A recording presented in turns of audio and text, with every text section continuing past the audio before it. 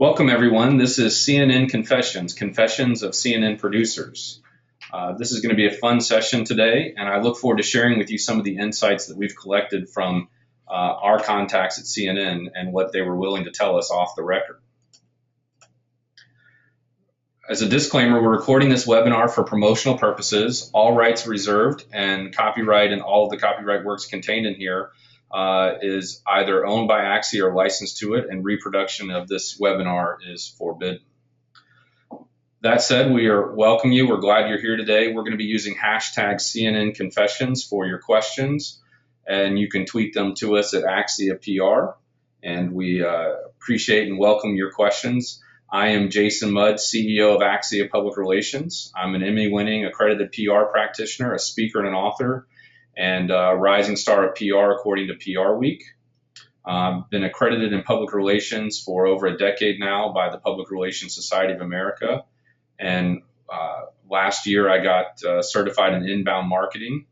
I attend the University of Missouri School of Journalism and have had the pleasure of working with great brands like Budweiser, Dave & Buster's, Hilton, HP, Miller Lite, New York Life, and more.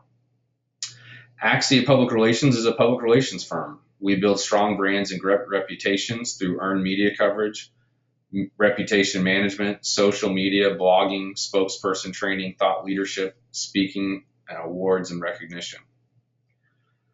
Our agenda today, we're going to talk about what is CNN, why you want to be on CNN, what are the elements of news to get on CNN, what does CNN look for, why your CNN and other pitches fail, how to make your CNN and other pitches stand out, and what now? Now that you know this information, what do you do with it? Two things I want to remind everybody. First of all, this webinar is focused on CNN, but you can apply the same information we're sharing today to your other media pitches, regardless of who it might be to, whether it's a local news outlet, an industry news outlet, a national news outlet, or just something in your own community.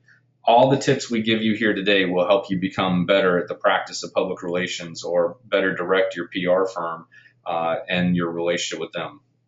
And as a special bonus, we have a special offer today for our webinar attendees.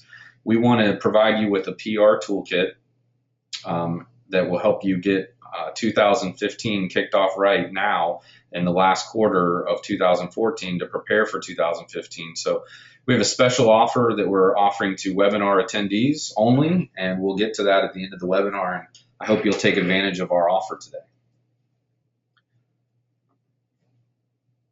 So real quick, I want to share a quick story of how we connected one of our clients with Headline News, which is a CNN channel. The person you see on the screen there is Angela Williams, and she is a survivor of child sexual abuse. So as a child, she was abused sexually, and decided after having recovered from that experience and been able to enjoy a successful career, that she wanted to use her business acumen and abilities to help other people who are either currently children who are currently being sexually abused, or she wanted to help others who had been abused in the past. And so she was working with our public relations firm, and we were providing pro bono PR services to her and her organization called Voice Today. And Voice Today happened to be based in Atlanta. And so one of the objectives that we had in the PR program was creating a national platform for Voice Today and position them as experts in the child sexual abuse space. So fortunately, they're based in Atlanta, which made it very easy for us to connect them to CNN, which is headquartered in Atlanta. And the truth is, we just made a few phone calls to producers that we had relationships with and set up informational meetings, informational interviews, the stereotypical meeting at Starbucks. And based on that informational interview, they felt like Angela was a credible source who could speak well, and that she had a good cause and a good heart and good intentions to speak as an expert on child sexual abuse. And so this all happened right around the same time as the Jerry Sandusky case and situation at Penn State. And so it was a perfect opportunity, and we were just waiting for that perfect opportunity for her topic, child sexual abuse, to trend in the news. And once it did, Angela got to appear on multiple shows, multiple networks, and has appeared multiple times. And as we'll talk about later, the news is a fast-paced business, and so when she first came in to the studio, her first interview was with True TV, and she was talking to them about the Jerry Sandusky case that morning. And after her segment aired, a producer came into the studio and said, "Can we ask you to stick around a little bit longer?" And she said, "Yes, sure, of course." And so throughout the day, she made appearances on multiple networks that are belong to Turner. And I thought that was a great story to share with you about the power of PR and the opportunity to get into the news media and how it's all about relationships. So what we've done is we've talked to producers. We've asked for their insight, and much of this is kind of off the record insight that we'll share with you, some inside stories. And I think it gives you some excellent color and commentary into just how competitive and challenging and difficult it is to get in CNN, but it is absolutely possible. Absolutely possible.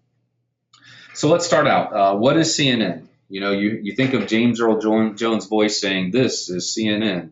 And, CNN was the innovator when it comes to 24-hour global news coverage on one channel. And unlike morning news programs or national evening news, CNN is 24 hours a day, every day, often repeating the same news throughout the day, which ultimately increases your exposure or your company's exposure. And we all know that CNN constantly, scrolls news across the bottom of the screen, meaning that your news can be viewed multiple times. And, it's considered a premier news organization, and they require a lot of content each day. And as we're talking today, don't overlook the value of CNN.com, Headline News, and their other channels and platforms. CNN is a trusted source that millions of people are turning to for up-to-date and up-to-the-minute information. And, majority of CNN's audience consists of white-collar professionals with degrees. And, CNN has that 24-hour operation, so they can provide what's called saturation coverage, delving deep into a story and sticking with it around the clock for, several days. So I don't know if you guys know this, but CNN stands for Cable News Network, and it was launched in 1980. It's owned by Turner Broadcasting Systems in Atlanta, and is very active in any kind of breaking news, and has satellite offices set up and freelancers set up, as well as producers and camera people, and a network of those through affiliate stations all over the globe. So definitely a heavy hitter, and here's an example of their show lineups. Starting at 5 a.m. until 10 p.m., they are rocking and rolling with regular shows featuring top talent, well-known names who are very much on the cutting edge of news. And each show is a little bit different, covering much of the same news, but oftentimes with a very different bend or slant. Looking for different angles, looking for different experts and different topics. So every show is an opportunity for you or your company to participate as an expert or even potentially the topic of conversation.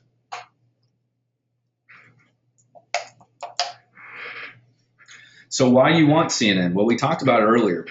Their viewers are aged 25 to 54. It's widely considered to be among the more trusted, if not the most trusted, and potentially unbiased in its news coverage than any other cable news source, which helps attract a diverse audience and an audience that is actively tuning in. And even though Americans are increasingly using online news sources, Nielsen data shows that approximately 40% of adults use cable television as their source of news when they're at home. In addition, they often spend on average more than 25 minutes viewing cable news nightly. And so that means that people are engaged in, whether it's local or network news programming, they are engaged in cable news. And like I said, more and more people are turning online to get their news, but that's where CNN can also drive video content to its website and to its social media channels. So why do your CNN and other pitches fail? I'd love to open it up and see if any of our attendees today want to share their initial thoughts on how and why their pitches fail on CNN. Use your chat bar, your chat feature, and share your thoughts with us.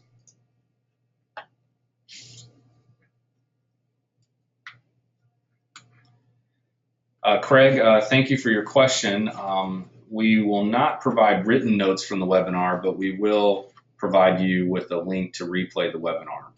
And in addition, for those of you that have just joined in, we have a special offer at the end of the webinar for those that are interested in getting what we're calling a PR starter kit. And we'll talk more about that, but we're offering a 2015 PR starter kit as a pre-sale and a discounted rate for those that attend our webinar today. Robin, thanks for writing in. Robin says she thinks her CNN pitches fail because she doesn't know who to go to. And that's a good one, Robin. I agree with you. That's one of the primary reasons. As I mentioned earlier,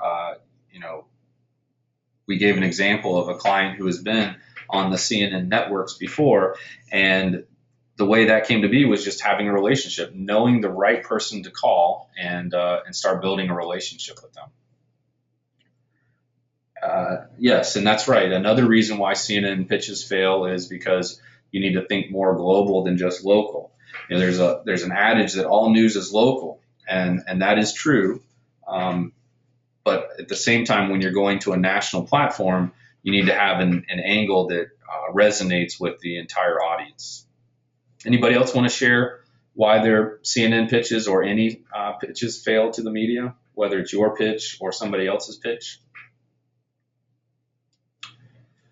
So throughout the webinar, we're going to talk more about it, but ultimately, the reason why your pitches fail is they're not good enough. You're not contacting the right person. You're not bringing them the right story. You're not bringing it to them at the right time, or you don't know who the right person is to go to, or you're just thinking too small and not focused on the right direction. So what you need to know right away is that it's a competitive business. It's all about ratings. It's not all about you, and it's fast paced. So each one of these, obviously CNN is competing with other networks. Each network is competing against itself for the news. They want the latest news. They want it first, and they want it right. And there's a difficult balance of being first and being right. And so, as we watched the election results recently, there were some networks who were reluctant to call an election and declare a winner because they don't want to be wrong. There's other networks who are very aggressive about calling a winner and calling it early, even if that means that they're wrong. But it's a competitive business that's all about ratings, and ratings mean viewers. And the more viewers they have, the more advertising dollars they can generate, or the more they can charge for each advertisement that runs. And so it's an advertising numbers business, whether those ads are online or on television or other platforms and formats. It's all about selling ads. And so if your show is not producing numbers, if you're not getting ratings, if your points are down, then there's going to be changes. They're going to change producers, they're going to change editors, they're going to change hosts, talent, etc. So, and the other thing is it's not about you. And so the way I think is best to explain that is if it's of interest to you and your company, that's a start, but it's got to apply to Joe consumer on the street or the person watching the show. And, as Robin said earlier, you got to think globally. So it's not just about you. It might be, gee whiz, big deal to you and inside your four walls at your company or your household, but it's got to be interesting to everybody else. And the other thing is fast paced. It's first come, first serve. And as I mentioned earlier with the example I gave, when a CNN producer came into the studio and said, hey, can you stick around for a little while? Could we interview you throughout the day today and use you on different shows? Yeah, it's fast paced. If you've got an expert in studio, you want to retain that expert. You want to keep them around. Otherwise, you got to go find someone else. And so 9 times out of 10, when the media is making a call to you, an inbound call, and looking to interview you or feature you or do a story with you, 9 times out of 10, they are looking for you right now. And they want you They want your guest or you to be available. And if you're not available, then they're going to move on to the next person. It's a first come, kind of first serve. So everyone can see the slides. Is that correct? If you can't, please let me know.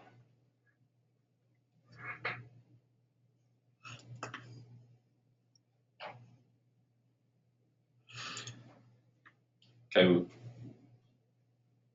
Okay, so people aren't seeing the slides. I'm sorry about that. Hang on.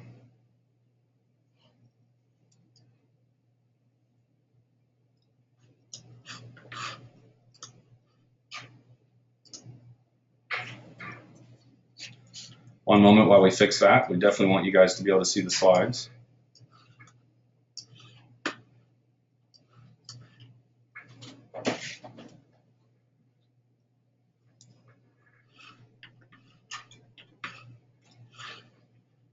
All right, we've got it fixed. Thank you for your patience.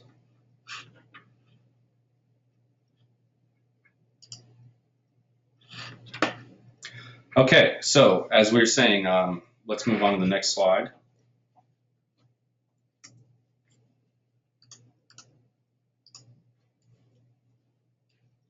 Okay, so let's talk about elements of news. This is what you have to know in order to understand the fast pace of the news business. So elements of news. The first one is proximity. That's referring to location. So just like in real estate, location, location, location. If an event is happening nearby, it will impact viewers more than if it were happening somewhere else in the state or in the world. And so I promised you in this webinar we would talk about more than just CNN. So all news is local. We mentioned that earlier. Okay.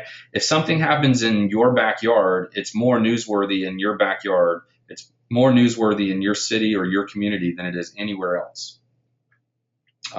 But if something happens in a major city, say New York City, for example, that it becomes more newsworthy than something that might have happened in Paducah, Kentucky, or even in, say Phoenix, Arizona, for example, because more people are within that area from a viewership standpoint. So there are, more millions of viewers in New York City than there would be anywhere else.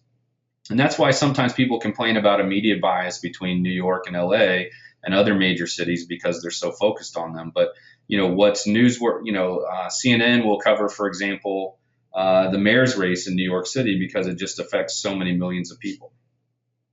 The second element is prominence. So prominence might be a well-known person, place, or company, or an event that has stronger news angle than someone that the audience isn't familiar with. So let me give you an example. If a celebrity is going through a divorce, that's probably going to make headlines versus as if someone else on this call, for example, was going through a divorce. It's not as prominent in the news because that individual and their family and their circumstances aren't as prominent. If a celebrity, for example, gets a DUI or gets arrested, that's news. But if Joe Blow gets arrested, it's not the same amount of news. Timeliness. Current news has more impact than something that has happened yesterday, last week, and especially last month. The news media loses interest in past events because there's always fresh news. There's always something new to talk about. Oddity is something that is unusual, strange, and strangeness alone could make it newsworthy. So I'm sure we can all think of an example of something that has happened in the news that just seems so strange and unusual that suddenly becomes newsworthy. I know earlier this week I was enjoying a video of a pizza store where one of the employees of the pizza store was able to take an armed robber and escort him out of the store and therefore saving the robbery from even taking place. And to me, that guy's a hero because he was willing to risk his life for a just cause and to keep him and his company safe. So that is odd. That's unusual. You don't see that every day. Just some random person putting a stop to an armed gunman is very unusual. And the fact, of course, that it got caught on video. Consequence is another element of news. If the impact of an event is significant, viewers and readers will want to know about it. So in other words, how does this consequent affect me? I know a few years ago in my hometown, there was a woman who embezzled millions of dollars from the small town. And if you did the math, it turned out that she basically had taken about $50 out of from each individual person in that small county. And as you think about it, obviously that has some kind of consequence to the taxpayers when a county employee is able to just, get away with taking, millions of dollars from the county till. Conflict. Viewers and readers are always interested in disagreements, arguments, and rivals. If an event has conflict attached to it, many viewers will be interested on that basis alone. So if you think about, stories that involve conflict include religion, sports, business, trials, wars, human rights violations, and politics, among others. So, there's an old adage in the news business, if it bleeds, it leads. And so the idea is that, the more consequential, the more conflicting, and the more prominent in proximity these items have, the more significant they will be. So CNN is thinking oftentimes about, high level stories that have an impact among, millions of Americans versus, thousands of Americans. And they're probably more likely to cover a story happening domestically than they are to cover a story internationally, because viewers care more about what's going on within their own country. And the last one is human interest. If a situation draws any sort of emotional reaction, then it might contain the news element of human interest story. And I think that you'll never go broke telling human interest stories. Humans are stories about humans doing amazing things, stories of humans struggling in life. There's just always interest to people who are, humans want to know about other humans. We got a question that came in. How important is it to be covered in online publications like TechCrunch, BuzzFeed, Daily Mail, Huffington Post, prior to getting covered by a CNN level outlet? That's a great question, Annette. Thanks for sharing. I would say that it can work both ways. So those same online news outlets you mentioned are being observed and monitored by CNN, and they will pick up stories from those other news services and broadcast them. I always say that the news media was viral before there was social media.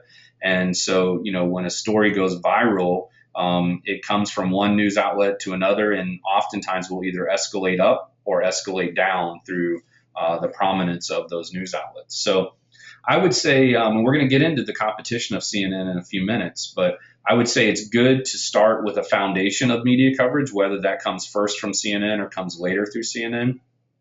You just can never predict how that might happen. But just a moment, Annette, I want to answer your question a little bit further and say that we once had a story written by the Orlando Sentinel about one of our clients who had invented a health tech product.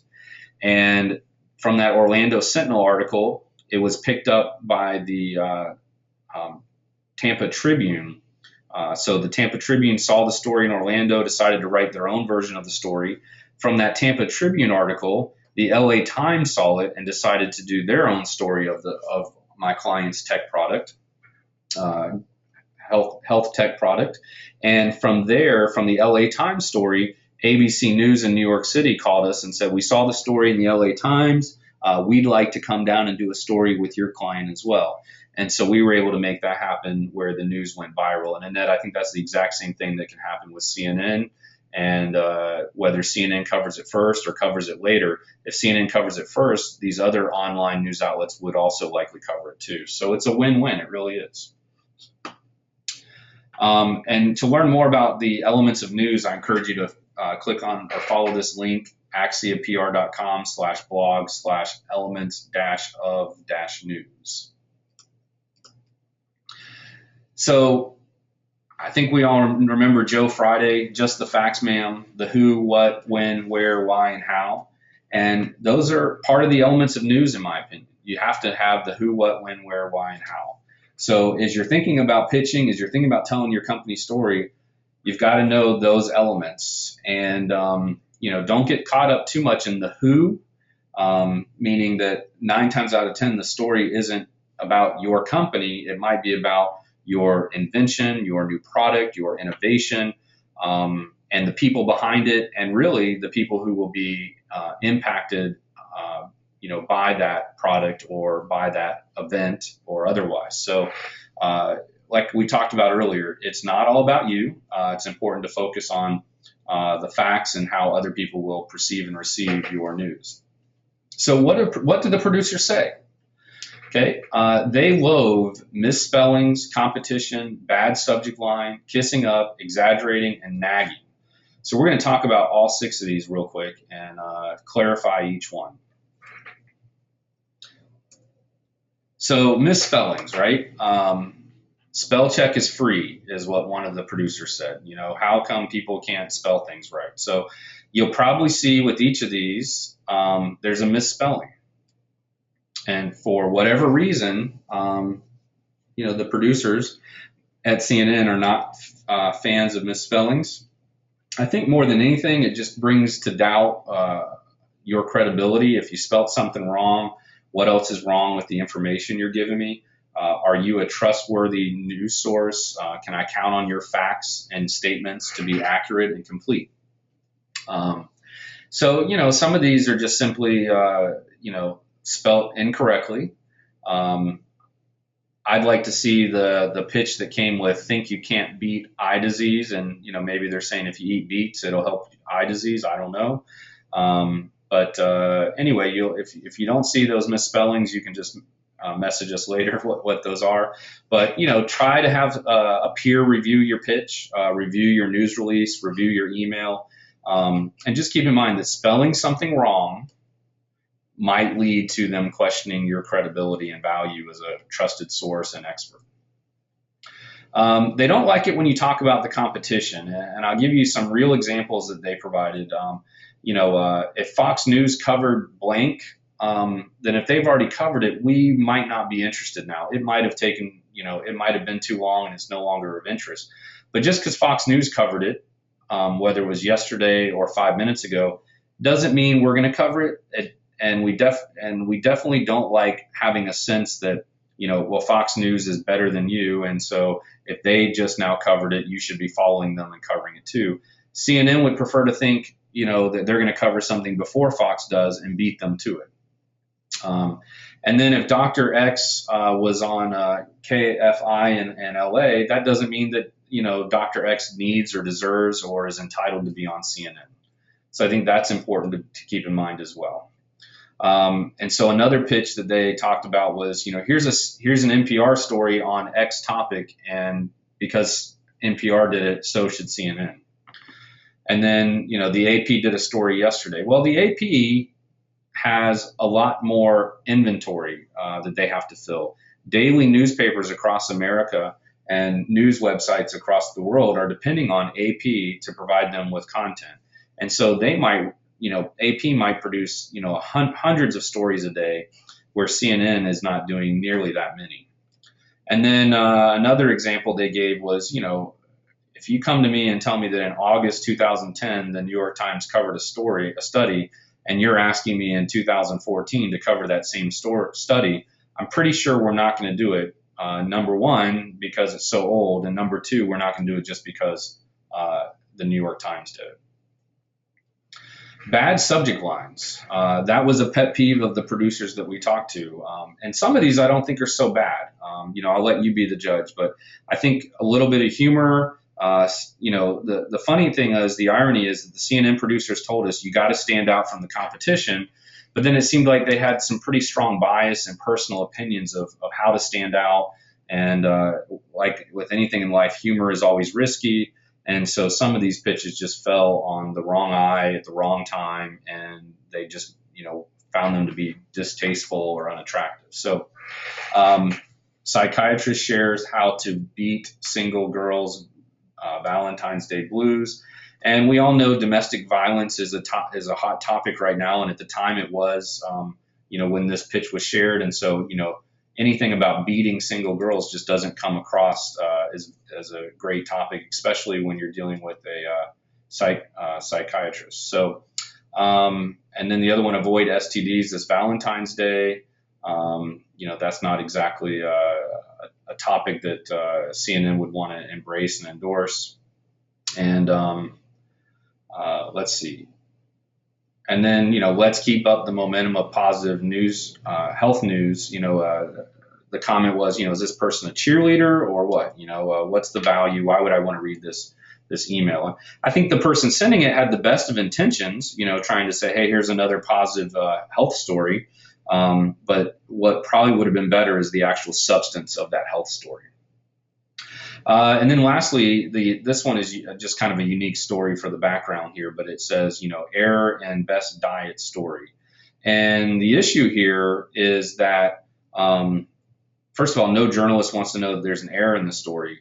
But the backstory here is that, there was an error in the best diet story, and they did have to work with this PR contact several times to get the error corrected. And so what the PR person did, probably out of the good intentions of just trying to get attention and make sure their email stands out, but it really rubbed this health producer at CNN the wrong way, because the email wasn't about the error anymore, and it wasn't about the best diet story anymore. It was a news story. And so when she saw that subject line, she stopped what she was doing. Her heartbeat got up because she's like, we still don't have this fixed. There's still a mistake with the story. And so she got frustrated. So when she went to the email to actually read it and saw that it was a whole new pitch about a whole other topic, she was completely turned off and uninterested in following through or even participating in that story. So, this is a little subjective. Her own preference on the subject line was to avoid, bringing up bad blood and a reminder. So that pitch angle backfired. The other thing the CNN producers don't want is they don't want to be kissed up to, okay? And nor do they want you to kiss up to your client or your boss or your employer or your company in your pitch. So, one is earlier this week, CNN did a great job on blank. And I would just say, whatever it is you're trying to compliment them on, the more original that compliment can be, the more specific and the more genuine that compliment can be, the better. So, for example, you want to compliment on what that producer themselves produced, or what that reporter or other media newsroom contact did themselves.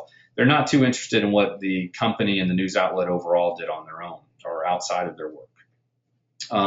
This one was interesting. So the pitch, and I wish I could put it up on the screen for you.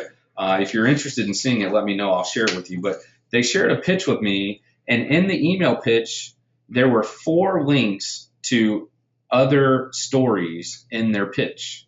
And the irony was that all 4 of those links in that pitch were all to articles on CNN.com. So you're pitching CNN.com with a body of work based on news stories that CNN has already written. And that just didn't seem that interesting to the producer at CNN. They felt like, we've already written these stories. Why are you using them to illustrate a point that, we should cover another one? And I think what they're really looking for was, show us what other news outlets have done on a similar topic, and then come up with a custom topic for us. So that one wasn't very appealing to them. And then, here's an example of kissing up to your company or to your client or boss. And this one just said, one of the most successful experts is 4 times more successful than the industry average. Well, what does that mean? If you can tell me they're 4 times more successful, then maybe you can tell me, what are you measuring that by, and what does an average success look like, and what does 4 times success look like? So if this was a doctor, for example, do they see 4 times as many patients? Do they have 4 times less mortality rate? Are they making 4 times as much money? Do they have 4 times as many offices or office hours? What is that measurement of? And so they just felt like, that doesn't really make any sense to me, and I'm not sure you're really approaching it right. And then the last one was, the CNN team does such a great job of covering, whatever. They're just saying, save the BS for someone else. Let's focus on, what is the news of the day? Because I'm in a hurry. We're all in a hurry when we're trying to go through our email. Imagine being in a noisy, busy newsroom with all those emails coming in, of which you're receiving maybe 100 pitches a day, and you only have time for 1, 2, maybe 3 of them. So you've really, really, really got to stand out. I've got a question that came in. Is it best to pitch through email or over the phone, or both? Robin, that's a great question. We are actually going to get to that a little bit later, but the quick answer is I would say both. It's about the relationship and finding out is your newsroom contact more accessible by email or by phone? Do they like to be text? Do they like to be contacted through instant message? Some of my newsroom contacts, I've got a great relationship with them, and they welcome and encourage me to send them pitches and story ideas through Facebook. I would never do that unless I'm already friends with them or I've had their permission to do that. But there are many ways to reach out to the reporter, and the truth is getting to know them and finding out a balance of what they prefer and a balance of how responsive they are. So most media contacts I know would say they prefer email pitches, but the truth is so they can just hit delete and move on. Whereas if you can get them on the phone and start talking to them about a story, they're going to be way more receptive in my experience. So they'll tell you they don't like phone calls, but I will tell you your success will be higher in my experience if you can get them on the phone. The other thing I like to do real quick, Robin, is a combination. I like to call ahead of time and tell them, this is the story that we're going to be presenting to you. Do we have your permission to email it to you? And even if we can't catch them by phone, we'll still leave that in their voicemail. And then we'll wait a little while. It might only be 15 minutes. It might be 5 minutes. It might be an hour. It might be a day, just depending on the story we have and how timely it is and what the deadline is for getting it done. But my point is, I think that 1-2 punch of a phone call and an email does two things. If they get your voicemail first, then they'll be on the lookout for the email. If they get your voicemail second, they might go back and say, that sounded interesting. I remember seeing that email now. Let me pull it back up. So I hope that's helpful. Nagging. Okay, nobody likes nagging. Nobody likes nagging. So what you have to do is learn to accept a no. So if someone says no, okay, you've got to find a different angle. You can't keep pushing that same story, that same angle down their throat over and over again. I've seen people do it. It's ugly. It doesn't work out. It's a great way to alienate your contact. And, even if your boss is, our client is jumping down your throat and insisting that you do it, you got to find another way. You got to find another angle. So, there's an expression I like to know or like to use, and that is the first 50 rejections are the hardest. The first 50 rejections are the hardest. And my point in saying that is that once you get past the 50 rejections, then all of a sudden they just roll off your back and you keep moving forward. And we all know the story of Sylvester Stallone trying to peddle the Rocky script, and he was rejected for years because once he got interest in the script, the people didn't want him to be Rocky, and he wanted to be Rocky, so he held out. He held out for the right opportunity. And so sometimes it's okay. I would take it as not right now. And the other thing that the producer said that drives them crazy is they tell you they don't want to do a story, and then you proceed to email them, here's more information, here's some images, here's a video that you can use after they told you no. That's harassing, and at the end of the day, you might end up in their spam list where they just say, hey, this woman or this man, they're spamming me, I don't want to get any more of their messages. I've also seen news outlets and reporters blog about bad pitches and bad PR people, and so you got to be super careful not to end up having that happen to you. And so keep in mind, don't send large files or attachments or images unless they ask. And if they do, unless you ask them and they do want it. And I think you really have to be careful about that because, to be honest, some newsrooms don't have the best technology. And there was a time where sending a large attachment could really hinder someone's ability to operate their computer. We're probably past that stage now, but it's something to think about. I also like using short URLs to send them links to the large files when they want them and when they ask for them. Please keep your questions coming in, though. We appreciate them. The other thing is exaggerating, and I use the example, the illustration here of, how big the fish is, right? Just like misspelling something, it's a trust issue. People want to do business with people they trust. And if you're exaggerating, then it loses your credibility. So here's two examples, one from before, but Colon Cancer Awareness Month to sweep the nation. Well, you know what? I don't even know, the producer would say, I don't even know what month colon cancer is. So how is it going to sweep the nation? You know, it's not like breast cancer awareness month where the pink is everywhere and it's on TV, it's at football games, it's in the office. Um, and so I think they're trying to stand out a little bit, and in this particular case, it just rubbed the wrong way with this health producer at CNN, and so you've got to have balance, between standing out and exaggerating. So now that we've gone over these tips, now what? What is a good pitch? How do you pitch CNN and other media outlets in a good way? So you've got to deliver, right? So you got to come to them with a solution. And the better your package is, the more they're going to like it. The less work it requires of them, the more they're going to like it. Make their job easy. And if you weren't on our webinar last month, I encourage you to check it out at axiapr.com/webinars. We recorded that one. It was a long one, but we had a lot of questions come in, and we can answer a lot of questions for you. But one of the key things I told people on that webinar is, make their job easier. They'll remember that you made their job easier. They'll come back to you again. And so it's really delivering a full package. And a full package is, here are the experts, here's the topic, here's why it's of interest, here's some video, here's some other resources you can use. And they're like, wow, my work is all right here. All I have to do is put it together and coordinate versus researching and planning. You'll make their day. So in this example, I said, here are 5 tips for blank, and X can discuss the following subjects. So this might be, here are 5 tips for navigating the healthcare system, and Dr. Smith or healthcare analyst, Mary Smith, can discuss the following subjects. And so you list, each of those 5 subjects out for them. And the example that I got from one of the CNN producers was, when they deliver that, I may not end up using that for a TV segment, but I'll say, hey, we like that. Go ahead and have your expert write this, and we'll put it on our blog, or we'll put it on our website and have them have the byline.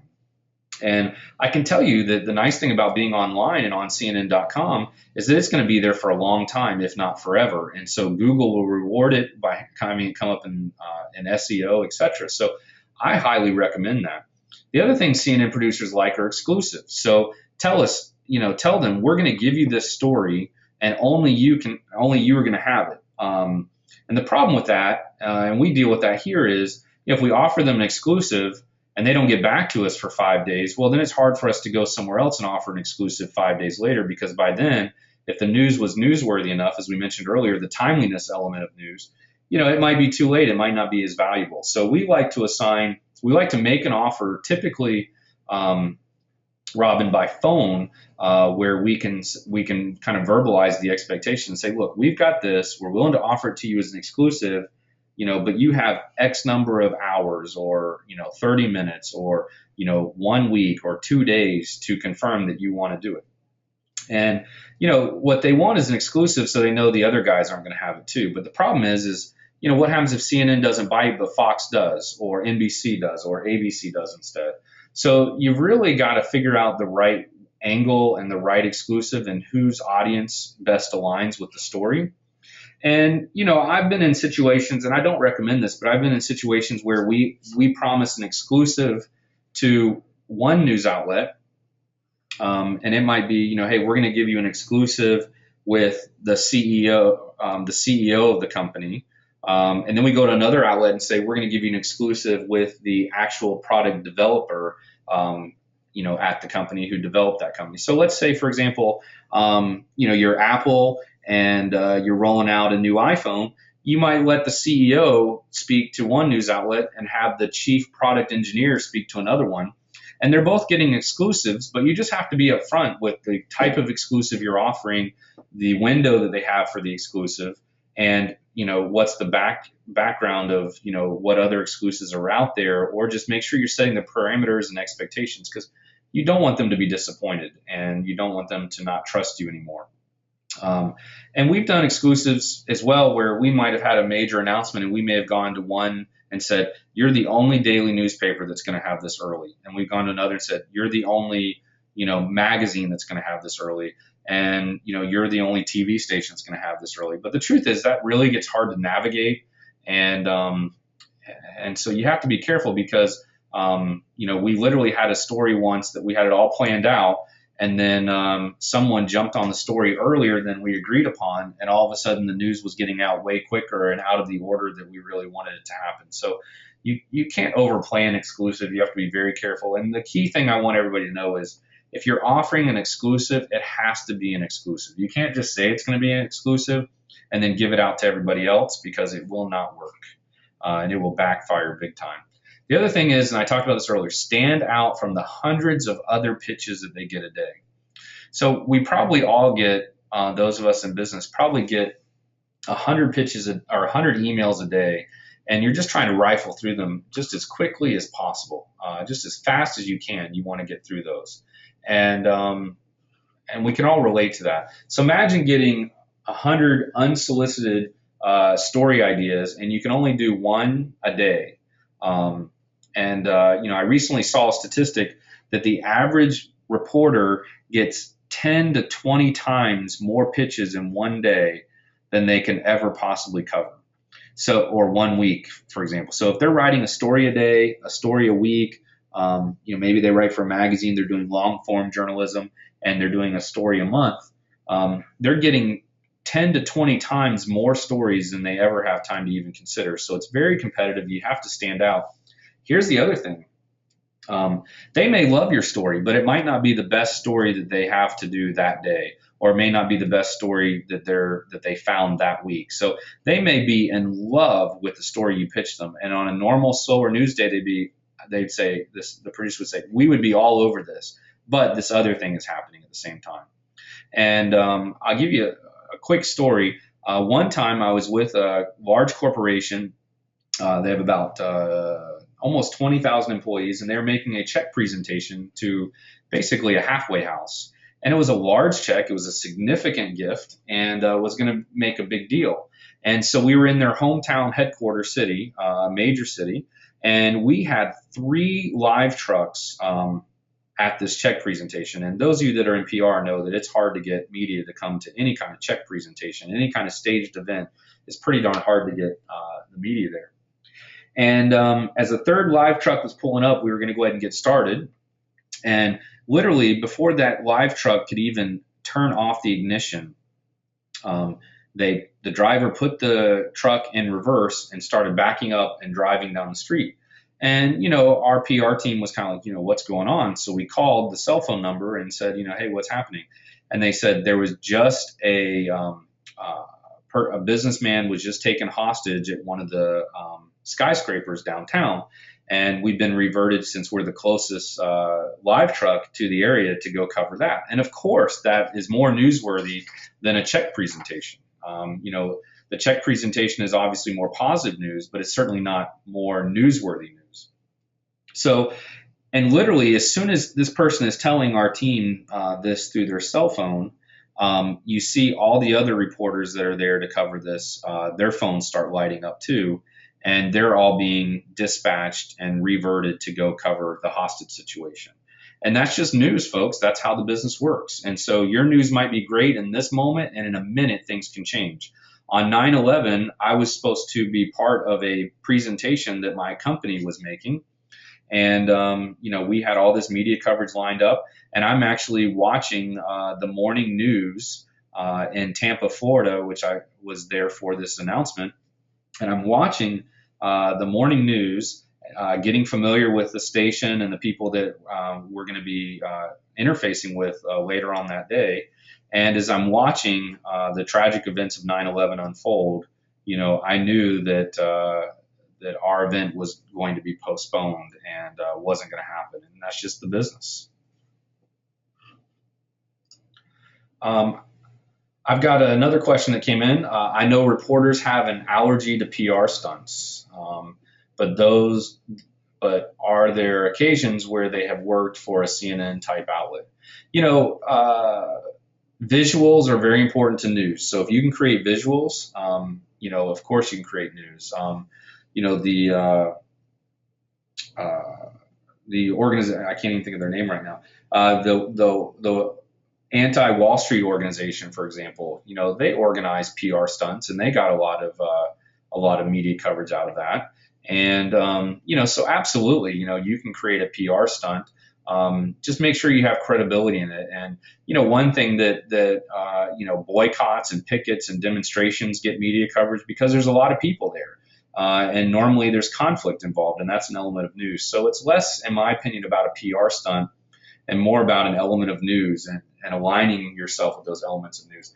I've done PR pitches before where I've taken each of the elements of news that I feel like my news pitch is newsworthy of, and I've outlined them. I've said proximity, and I put dash, and then I've put why, I put information about the location, and and then I've done another one with prominence, and I put dash, and I've said, this is a well-known issue or a well-known expert or a well-known company. And I've done timeliness, and I've said, this is important because, X is happening today, and then tomorrow this is happening, and just outlined each of those elements. So it's very crystal clear to the reporter or the producer why exactly we thought it was interesting and newsworthy. So now, how do we get started? And in PR, we have a 4-step process called research, planning, implementation, and evaluation. And I would write that down because I would make sure that everything you do in PR is driven by that 4-step process: research, planning, implementation, evaluation. And so for research, right, know what you want. I think that's so important. And I've gotten that feedback not only from CNN, but other people. Tell me in your email what you want me to do. Do you want to be featured on our blog, on our website? Do you want to come in studio? Do you want to be available via satellite interview? What do you want me to do with what you're telling me? Because if you don't tell me, I might not understand, and I just may move on to the next thing. There's a difference between asking for a live shot and a live interview versus an informational interview. There's a difference between just giving them a news tip versus, having them interview you for it. So, whether you're pitching CNN or somewhere else, do you want to, what are your expectations? I'd like to be quoted in an article about, or I want you to do an article about me, or I want to be on the cover of your magazine. It just really depends. So know what you want. The other thing is do your homework, watch the shows, read the magazine. There's nothing more that gets on a journalist's nerves is to have you come to them and your pitch and your story and your angle is completely off base for who they are, what they value, what they represent, what they cover, and who their audience is. So, for example, a Girl Scout bake sale in Phoenix, Arizona to help a cancer patient is probably not going to be that interesting to CNN or any news outlet that happens to be based in Atlanta or in a whole other city. But that could be a very interesting story there locally. And so you kind of have to think through that a little bit and make sure that you really know the outlet, who they're trying to reach, and how it can fit into their show. I'll give you an example. There's a magazine, business magazine that we work with quite a bit, and they won't even read your email unless in your subject line you specifically state the section of that magazine that your pitch is for, because they feel like their magazine is very section driven, and they sense that if you don't know what you're asking for and you don't know how their magazine is formatted, then they shouldn't have to educate you or waste their time directing it. I would argue they miss a lot of potential news stories because a lot of executives don't understand how journalism works, how magazines are organized. And I really think that's short-sighted on their part, to be very honest with you. But then figure out the best contact. Should you go to a producer, a writer, an editor, a host, etc.? I will tell you 9 times out of 10, the host is not involved per se in selecting the day-to-day news stories. They might be involved in selecting the order of the news stories that are presented. And, if the host is a close personal friend of yours or you have their ear, of course you want to try to reach out to them. But if you're trying to build a relationship with them, you got to keep in mind they're dealing with fan mail and hate mail. They're dealing with, resonating and connecting with the audience. Believe it or not, it is a full-time job to be on camera and to try to be the best you can be on camera between prepping and makeup and rehearsing, and image consultants, wardrobe, etc. They have a lot going on. And so a lot of times these are people with a lot of journalism experience who are great storytellers, but really it's about, their ratings and, survey and research as to how likable they are. And so I wouldn't waste your time with a host unless it's a really small television program where the host is also the producer. And that does happen even at CNN where the host is the producer. So I would really try to go to the assignment desk or an actual person who will actually do the news story. And then 4, identify and tie to a topic or trend or an element of news like I mentioned earlier. So, Ebola is starting to fade away a little bit from prominence, but it's still out there. Obviously, the election was just on Tuesday. But if you start pitching those same topics next week and thereafter, it's not going to be as relevant, and it's going to move on. And there are new trends and new topics in the news today. And every day there's something new in the news. And so you want to be in front of or right in the mix of something that's happening. And, I've had, I'll give you a perfect example. I believe it was Jennifer Lopez or some other celebrity. No, I take that back. It was Angelina Jolie who had a mastectomy. And, we represent a medical clinic who performs plastic surgery and mastectomies. And, 3 or 4 days after that was announced, that's no longer news. We needed to be aware of it literally before it was happening or in the moment it was happening so that we could be tied to it. But within, 8 to 24 hours, the media has moved on to other things and you've missed the boat there. And then the 5th element is tie to as many elements of news as possible. And I talked about that earlier. I think that is so very, very important. So, got another question. Do press tours work anymore? And if so, what's the best approach? Media tours still work. They're definitely more difficult to do. There's more demands that they actually be newsworthy and that they actually, have the elements of news and the trends tied to them. I've definitely been involved in satellite media tours where a client, starting early in the morning on the East Coast and working across the West Coast through live interviews through satellite, all day long. And those can be exhausting, but if you've got the right topic at the right time, it's very, very, very efficient. The next step is planning. So research, planning, implementation, evaluation. We're at the planning stage now. Planning, you want to warm up the contact a little bit. You want to get to know somebody. Okay, so if you know somebody now, great. If you don't, get to know them, but you got to know somebody. So do advanced relationship building. Take them to coffee, meet them at Starbucks, like I outlined earlier. Do an informational interview. Follow them on Twitter. Comment to them on Twitter. Retweet them on Twitter. Just engage with them through email or otherwise. Comment on their news stories. Email them about their news story. Just build that relationship. Make a name for yourself, right? Ask questions, offer ideas and sources. Don't ask for something up front. In sales, they call it a series of yeses. You want people to say yes, and you want people to agree with you and to get interested in you. So the same thing is true here. You want to get a series of yeses. One of my best tips I have for pitching the media is just to pick up the phone or email them and ask them, what do you know about this topic? What do you know about this company? What do you know about this technology? What do you know about this health procedure? What do you know about, if you're in travel and tourism and you're pitching Disney World, what do you know about Disney World? Have you ever been to Disney World? Just start asking them questions. And you never know the answers they might give you. I mean, I literally know of a time where we sent an email and asked somebody, so what do you know about, this particular medical device? And the person said, I don't know anything about it other than I heard somebody talking about it and it's on my list of stories to do. Can we connect about it? And I think that's a terrific way to build that relationship ahead of time and not just jump in and say, and try to use them for something that benefits you and you alone. Keep the questions coming in. We'll get to them in just a minute. Implementation. So as I mentioned earlier, think about the general consumer, right? Think about, who is going to be interested in this particular item. Tesla has been in the news a lot lately, but the average American can't afford a Tesla, but they can probably afford a Ford, right? So Ford is going to have more resonance with consumers than, say, a Tesla will or a luxury car. But you have to keep in mind that luxury cars are desirable. Okay, so there's an element of oddity that they're unusual.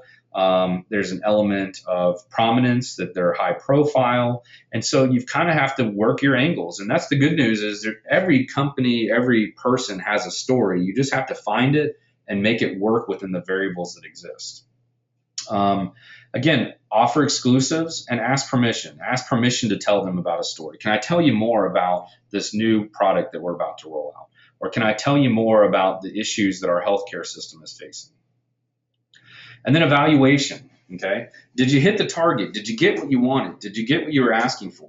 And then use the evaluation to direct your future RPIE, especially your implementation. So learn from that experience. Did you get negative feedback? And then I'll talk about this in a minute, but sometimes you just can't be perfect. You can't please everybody. So, some of the biases that exist in the newsroom, like I mentioned earlier, the subject line, oh, I just didn't like the subject line, or, oh, I just don't care about that topic, or, oh, I don't like iPhones. I literally had a reporter who their beat was covering banking and retail. And at the time, we represented several financial institutions that we were trying to get this young reporter to cover.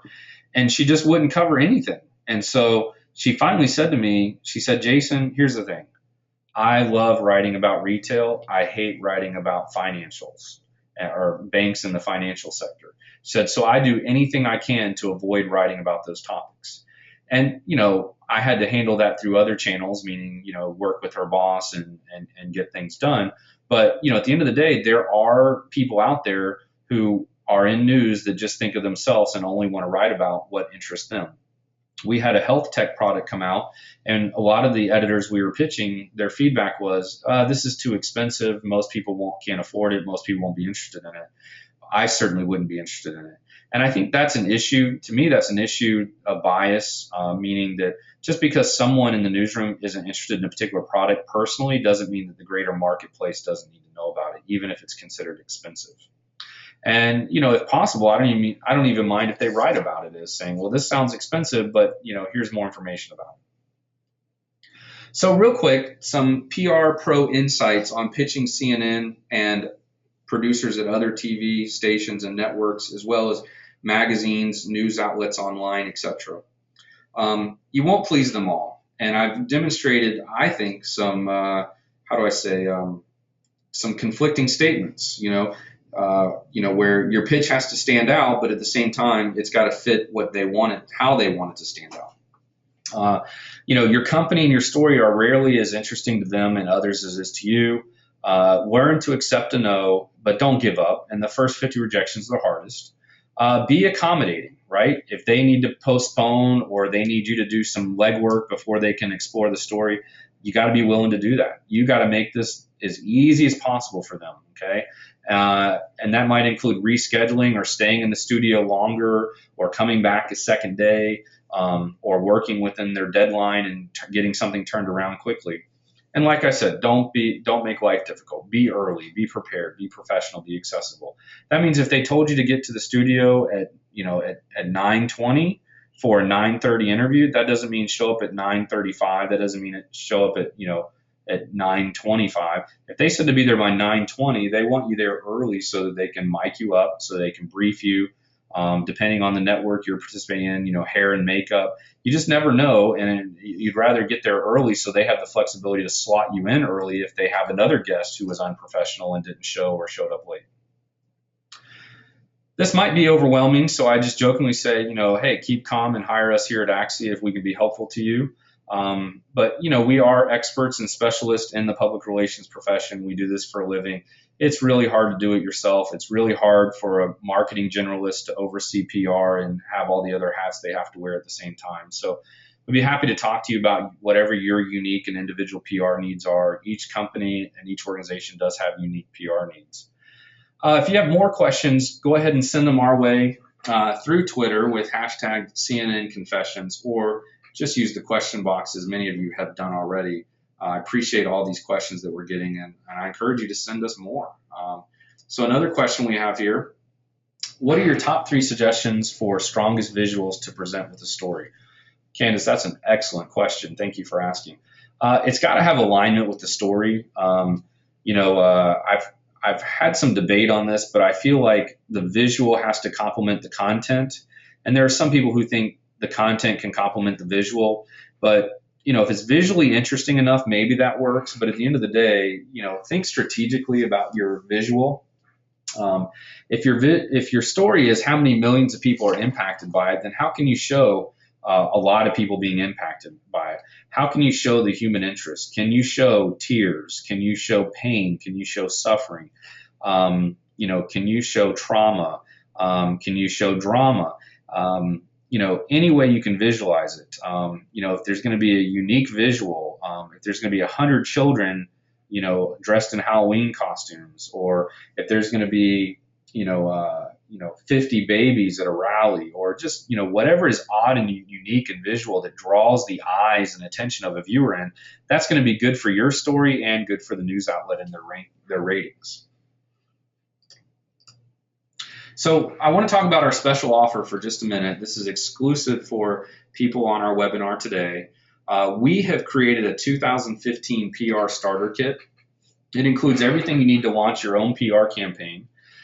It's really a starter kit, a jump or a stepping stone, to launch your PR program much quicker. So the 2015 PR campaign starter kit features a pitch template, which will be a template you can use and input your information into to pitch CNN and other news outlets.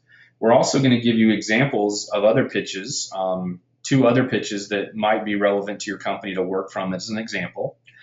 In addition, we're going to give you a news release template, a media kit template, a crisis plan template, a social media employee policy template, as well as we'll do a webinar for those that purchase this PR starter kit, where we'll go through each of those templates and talk about how to use them, answer your questions about them, and I think that's a really nice offer that we have here. And you can find out more about that offer by going to the website address here on your screen.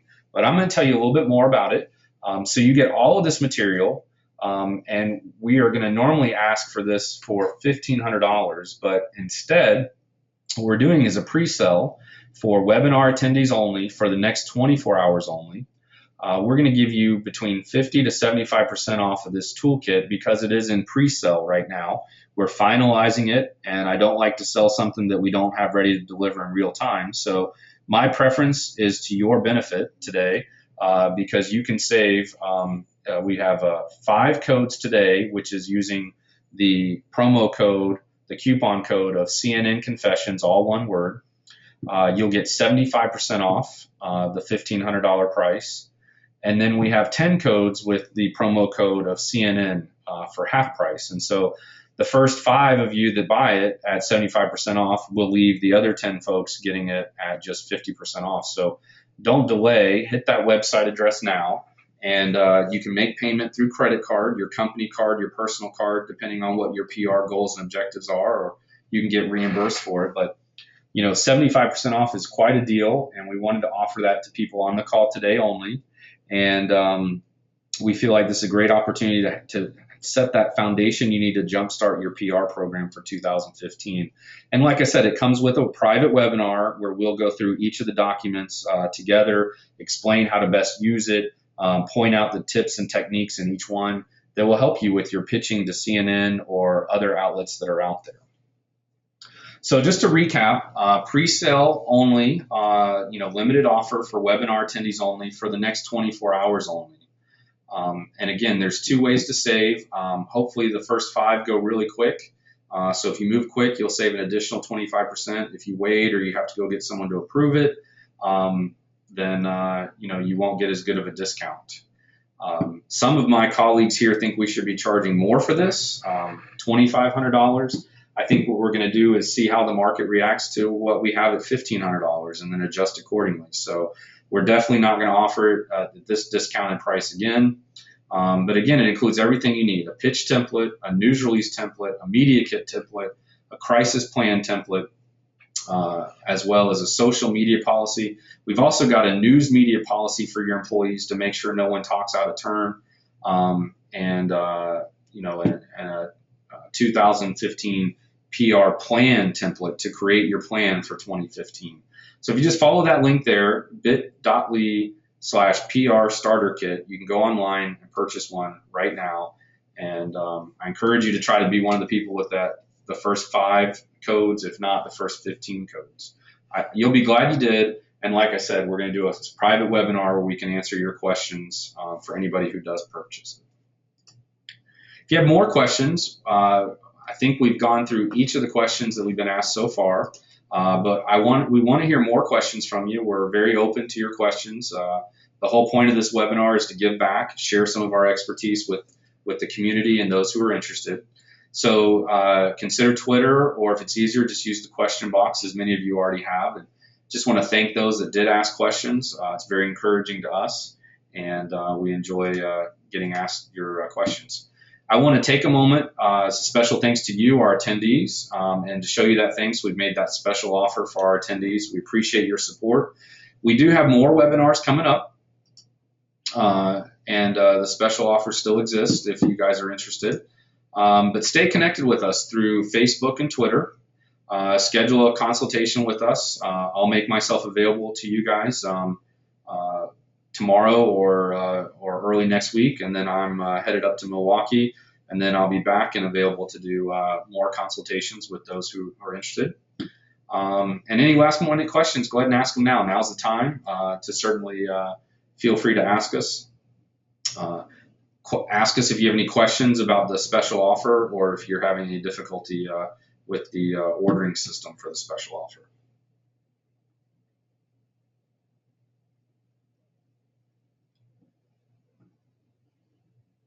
Well, thank you for all the attendees we had today.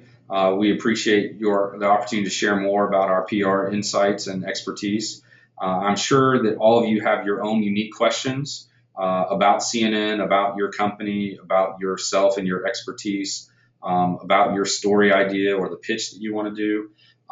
Feel free to ask those questions now. I think others would appreciate the opportunity to address those questions. There are some similarities between our attendees. There's several people from big companies on the line today. There's some startups on the line. There's some medium-sized company. There's some solopreneurs. There's some wantapreneurs. There's all types of people here. Thank you for those that have just sent us in a question saying thanks for the webinar and thanks for sharing. You're welcome. Thank you for being here. I'm going to keep talking here. I'm going to offer up a poll real quick to everybody who's on here while I answer some questions. So I want to poll you guys and ask you, how did you hear about our webinar? Was it through our email blast, social media, our website, or other? And if it's other, just message it to us through the chat or through the question box. Craig is asking, with a startup tech company, we plan on using a PR firm, likely yours. How soon should we start our discussions with you? Well, first of all, Craig, we look forward to working with you. Thank you for your interest. The truth is, I'd at least start a conversation sooner than later. I don't know all the specifics of what you're trying to do, but for example, this is one of the things I really like to encourage companies. A lot of companies say we want to start a PR campaign January 1. Well, so does everybody else. So I always encourage people that if January 1 is your target date, you should be hiring somebody, in my opinion, now, soon, and have them ready, ideally December 1, so that you can launch January 1. You don't want to be a company who's just getting started January 1. You want to start now, which is why we're offering this special offer, this PR campaign package, so you can start it now. So when January 1 hits, you're going full force. Craig, would love to hear from you sooner than later, even if you're, further out, than January 1. It's just good for us to kind of understand your needs and begin making some initial recommendations. Depending on what kind of tech company you are, CES is coming up in Vegas. It's a huge show. And so if you've got a consumer electronic technology, we need to start talking now about that. But maybe you've got other shows and other events that are later in the year, and it'd just be good to, it doesn't cost anything for us to talk about. So thanks for that question, and we'll keep them coming. So I'm going to go ahead and close the poll. Thank you for everybody who voted. If you want to just click real quick, I see a little bit more than half of the people have voted so far. So maybe we could get like 10 more of you to vote real quick. 5, 4, 3, 2, 1. So I'm going to share the results. Oh, wait, I can't. Okay. So half of you got an email blast, and that's what attracted you to the webinar today. Thank you. 17% of you found out through social media. Our social media team will be happy about that. And a third of you heard about it through our website. Thank you. Thanks for sharing that feedback. And it looks like somebody said they heard about the webinar from their boss and the boss made them do the webinar. Well, that's okay too. And certainly we'd be happy to help you and or your boss meet those expectations with PR any way possible. I'm going to ask you, everybody, real quick. This is important to me, so please give us your answer. What is your top PR challenge?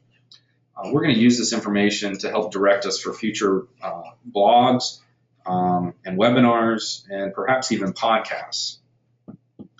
So please vote. I see 10% of you voted so far. Interesting results so far. Please vote. Take a minute because this is interesting already. So it looks like a lot of people are struggling with strategy. Oh, now it's implementation. Back to strategy. So no one's struggling with funding. Everybody has all the PR funding they need. That's interesting. So does that mean you have plenty of staff? You got a great PR firm in your corner? All right, so right now, with almost half the people voting, it's split half, 50-50 strategy and implementation. So I'm hoping enough of you will vote and split that up between strategy and implementation, or maybe it's funding. But right now, it's a 50-50 tie among the people who have voted. Half of you are saying we struggle with strategy. The other half say you struggle with implementation. In my opinion, I've always said, a lot of companies have a lot of activity, which is implementation. So a lot of companies have a lot of activity and no strategy. And so a lot of activity is implementation. And a lack of strategy is obviously a strategic issue. So it doesn't look like we're going to break the tie. The people who have continued to vote have split up strategy and implementation 50-50. That's very interesting to me. It's also interesting to me no one said other or funded. So we're going to close this poll in 5, 4, 3, 2, 1. So yeah, half of you think it's strategy is your biggest challenge. The other half think implementation. Would love to talk to you guys more about that. Maybe we can do a conference call or something. If you're interested, email us and let us know. So here's another question. We're wrapping up. Have you ever successfully pitched CNN?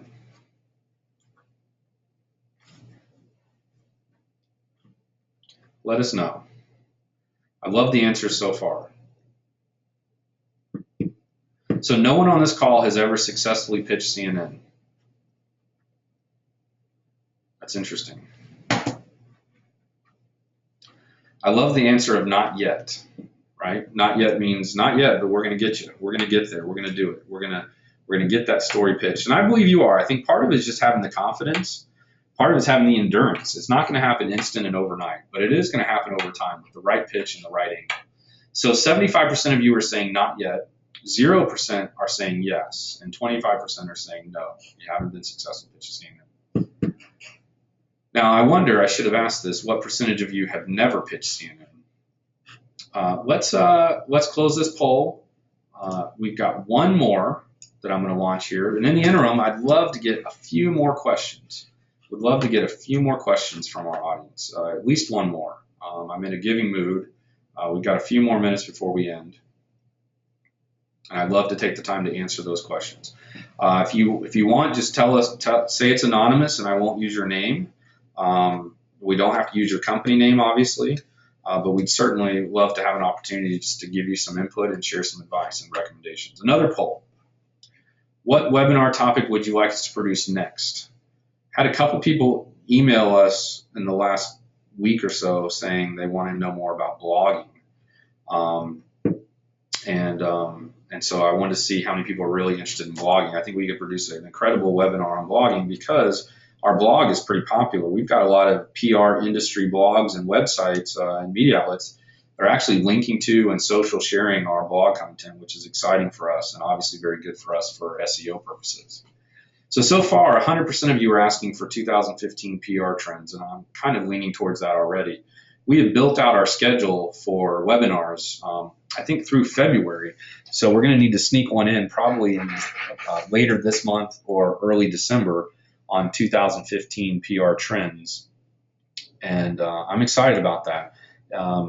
Looks like 100% of you are excited about that too.